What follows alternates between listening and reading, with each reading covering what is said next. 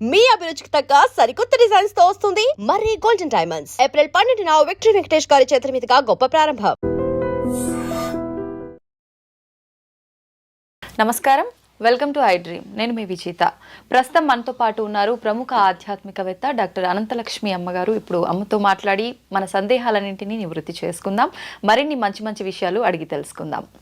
అమ్మ నమస్కారం. అమ్మ నమస్తే అమ్మ. అమ్మ, భార్యాభర్తలు దాంపత్యం తర్వాత నిజంగా ఏమైనా నియమాలు ఉంటాయా పాటించాల్సినవి? చాలామంది ఆ తర్వాత వెంటనే బెడ్షీట్లు మార్చుకోవాలి, ఇల్లంతా శుభ్రపరచుకోవాలి, రకరకాల సందేహాలు ఉంటుంటాయమ్మా. అసలు నిజంగా ఎటువంటి నియమాలు పాటించాల్సి ఉంటుందమ్మా ఆ తర్వాత? వారు గనక ధర్మబద్ధంగా పెళ్లి చేసుకున్న భార్యాభర్తలైతే అది చాలా పవిత్రమైన కార్యమే గనక దానికి ఏమి అంతగా ఇల్లంతా శుభ్రం చేసుకోవాల్సిన పనేం లేదు.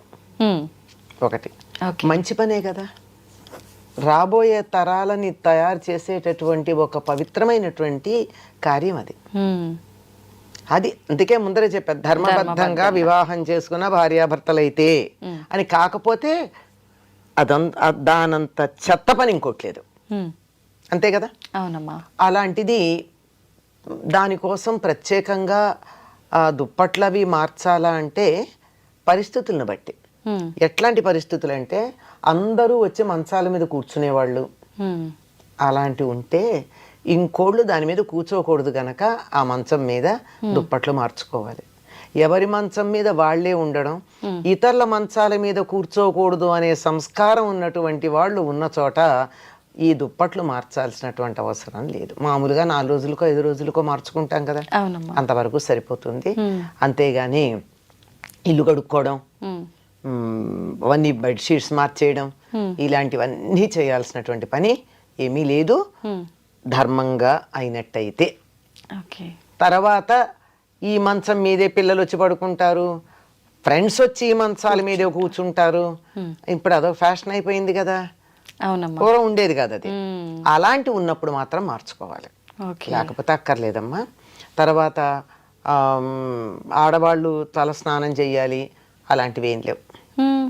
ముత్తైదువైనటువంటి స్త్రీ ఎప్పుడు పడితే అప్పుడు తల స్నానం చెయ్యకూడదు. ఎప్పుడు చేసినా అభ్యంగన స్నానమే చెయ్యాలి. అభ్యంగన స్నానం అంటే తలకి నూనె పెట్టుకుని కుంకుడికాయో షీకాయో షాంపూనో పెట్టుకుని ఆ తలకున్న జిడ్డు వదిలించుకుని అభ్యంగన స్నానం చెయ్యాలి తప్ప ఊరికే టపీమని ఇట్లా నెత్తి నీళ్లు పోసుకోవడం అన్నది ముత్తైదువ భర్త జీవించి ఉన్న స్త్రీ చెయ్యకూడదు.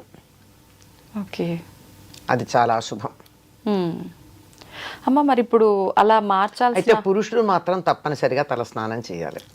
ప్రతినిత్యం చేయాలమ్మా పురుషులు? ప్రతినిత్యం చేయాలి. అసలు మామూలుగా చేసేవాళ్ళు పూర్వం, అలా చేయకపోయినా నా జుట్టు పాడవుతుంది అనుకునేటటువంటి వాళ్ళు ఉన్నా ఈ సందర్భంలో మాత్రం తప్పనిసరిగా చేయాలి. ఓకే అమ్మా, అంటే ధర్మబద్ధంగా పెళ్ళైన భార్యాభర్తలు అయితే మార్చాల్సిన అవసరమే లేదని చెప్పారు. ప్రతినిత్యం ఇంట్లో దీపారాధన చేసే అలవాటు ఉన్న వాళ్ళు ఉంటారు. ఇలా మార్చకుండా ఉన్నప్పుడు ఇంట్లో దీపారాధన చేయడం బెడ్రూమ్ లో కదమ్మా. బెడ్రూమ్ పక్క మంచం ఎక్కడ ఉంటుంది, పడగదిలో ఉంటుంది, వంటింట్లో ఉండదు. అంచేత అలాంటిది ఏం లేదు, తప్పేమీ లేదు. ఆడవాళ్ళు మాత్రం తల స్నానం చేయక్కర్లా, మగవాళ్ళు మాత్రం దీపం పెట్టాలన్నా పూజ చేయాలన్నా ఏం చేయాలన్నా తల స్నానం చేయాలి. ఓకే, తప్పనిసరిగా. అంటే ఆడవాళ్ళకి తప్పేమీ లేదు, స్నానం చేయాలి. ఓన్లీ స్నానం. ఎట్లాగో రాత్రి పడుకున్న బట్టలతో వంటింటోకే వెళ్ళాం సాధారణంగా. అవునమ్మా కదా. ఈ రోజుల్లో అయితే కుక్కర్ పెట్టి పళ్ళు తోముకునే వాళ్ళు ఉన్నారు అనుకోమ్మ, చాలా మంది కదా. అట్లా కాకుండా చాలా వరకు ఇప్పటికీ కాఫీ వరకు పాచి బట్టలతో అలౌ చేస్తున్నారు, కాఫీ టీలు. అంతే. తర్వాత వంట దగ్గరికి వచ్చేటప్పటికి సాధారణంగా 90% మంది ఇంకా వంట చేయడం మాత్రం రాత్రి పడుకున్న బట్టలతో చెయ్యటం లేదు. చాలా మంది మార్పు వచ్చింది చాలా వరకు. ఓకే అమ్మా, ఎందుకని స్నానం చేసిన తర్వాతే వంట ఎందుకు చేయాలమ్మా? మనం పడుకున్నప్పుడు ఏమవుతుందమ్మా, బాగా మెటబాలిక్ యాక్టివిటీ ఎక్కువ ఉంటుంది. శరీరంలో ఉండే ప్రతి రంధ్రం నుంచి మలినాలు బయటకు వస్తాయి.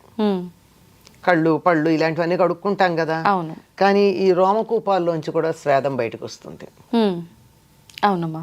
అలాగే వెళ్ళి వంట చేస్తామా? ఆరోగ్యానికి మంచిదా? కాదు.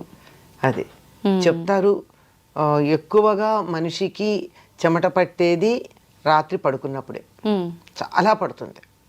అందుకే ఒక్కళ్ళు మంచం మీద పడుకున్నట్టయితే మార్క్స్ ఉంటాయి, వాళ్ళు పడుకున్న మార్క్ లాగా కనపడుతుంది. అవునమ్మా. అంటే ఈ మధ్య కాలంలో పడుకునేటప్పుడు కొంచెం వస్త్రాలు తక్కువగా వేసుకుని పడుకునే అలవాటు వచ్చింది, అందువల్ల మార్క్ కనపడుతూనే ఉంటుంది, అందువల్లే అలా పడుకోకూడదని కూడా చెప్తారు. తర్వాత ఇలా దుప్పటి దులిపామంటే మంచం మీద ఉన్న దుప్పటి కనీసం ఇంతన్నా దుమ్ము వస్తుంది. దుమ్ము ఏమిటంటే మన శరీరంలో నుంచి ఊడిపడినటువంటి పైన ఉన్నటువంటి సెల్స్ అన్ని డెడ్ సెల్స్. ఇలా ఉన్నటువంటి ఈ స్థితిలో అలా చేసిన దానికన్నా హాయిగా స్నానం చేస్తే అసలు ముందు మనసు హాయిగా ఉంటుంది, శరీరం హాయిగా ఉంటుంది, ఈ మాలిన్యాలన్నీ వదిలిపోయి హాయిగా ఉంటుంది. అలా హాయిగా అయిన మనసుతో వంట చేసినప్పుడు తిన్నవాళ్ళకి కూడా సుఖంగా ఉంటుంది. వంట కూడా రుచిగా ఉంటుందమ్మా. వంట చేసే వాళ్ళ మనస్సును బట్టి రుచి వస్తుందమ్మా. నిజమమ్మా. పెద్ద లెక్కేసి కూడా చూడక్కర్లేదు, ఏదో ఎప్పుడన్నా పొరపాటున ఉప్పు ఎక్కువ తక్కువ పడితే పడచ్చు, కానీ జనరల్గా వంట చేసేవాళ్ళు తినేవాళ్ళు తినాలన్న దృష్టితో చేస్తే మాత్రం వంట రుచిగా వస్తుంది. ఏదో మొక్కుబడిగా చేస్తే అట్లాగే ఉంటుంది. అంచేత శుచిగా ఉండడం కోసమే స్నానం చేయడం. ఓకే అమ్మ, ఇప్పుడు ఆడవాళ్ళు తల స్నానం అవసరం లేదని చెప్పారు, కానీ అనుకోకుండా మనం బయటికి వెళ్ళినప్పుడు ఎక్కడికో అంటే ఆధ్యాత్మిక పరంగా వెళ్ళాల్సిన సందర్భాలు ఉంటాయి, అట్లా అనుకోకుండా వెళ్ళాల్సి వస్తుంది, తెలియకుండా వెళ్ళిపోతుంటాం ఒక్కొక్కసారి. అట్లాంటప్పుడు తల స్నానం చేసి పెడతామమ్మా. ఖచ్చితంగా. ఇప్పుడు కొంతమంది తెలియకుండా కూడా మన ఇంటికి వస్తూ ఉంటారు, అనుకోకుండా కూర్చుంటారు, మనం వాళ్ళకు వద్దు అని చెప్పలేము. అంటే వాళ్ళు అశుచిగా ఉన్న వాళ్ళని మీ ఉద్దేశం, అంతే కదా? అట్లాంటప్పుడమ్మా, అందుకేనమ్మా ఇళ్లల్లో పూర్వకాలం కుషన్స్ ఉన్న సోఫాలు వేసేవాళ్ళు కాదు.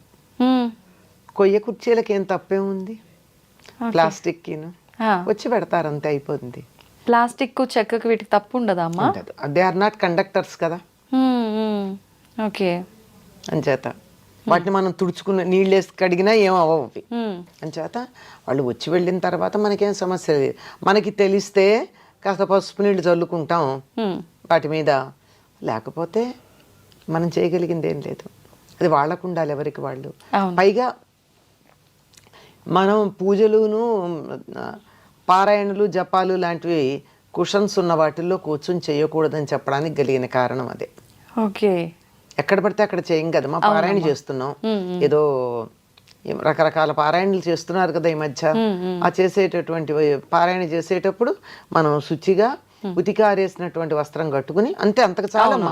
మడి అంటే పూర్వకాలం లాగా తడి బట్టలతో ఆరేసుకుని తడి బట్టతో వెయిట్ చేసి అది ఎండాక తెచ్చుకుని కట్టుకుని అట్లా అక్కర్లేదు. మనం ఆరేసుకున్నటువంటి చక్కగా శుచిగా ఉతికి ఆరేసుకున్నటువంటి వస్త్రం కట్టుకుని చేసుకోవచ్చు. అలా చేసుకునేటప్పుడు కుషన్స్ ఉన్న చోట కాకుండా కొయ్య కుర్చీలు వాటిల్లో కూర్చొని చేసుకుంటే మంచిది. నేల మీద ఒక చాపో ఏదో వస్త్రం వేసుకుంటే బెటర్ కదమ్మా. ఇంకా అది బెటర్. అంటే కూర్చోలేరేమని భయానికి చెప్తున్నా. ఓకే. నేనైతే పీట మీద సౌకర్యం కల్పిస్తున్నారు. నేను పీట మీద కూర్చొని చేసుకుంటా పూజ గాని పారాయణలు గాని. ఓకే. కూర్చోగలిగితే దానంత ఉత్తమం లేదు. పైగా అలా కూర్చున్నట్టయితే బాస్పెట్టేసి కూర్చున్నట్టయితే ఆరోగ్యానికి కూడా మంచిది. సంతోషం అమ్మా. నిజంగా అసలు ఎలా అడగాలి ఈ క్వశ్చన్ అని కూడా ఆలోచించాను. నిజంగా రావాల్సిన ఇన్ఫర్మేషన్ అయితే అంత వచ్చేసిందమ్మా. ధన్యవాదాలు. నమస్తే అమ్మా.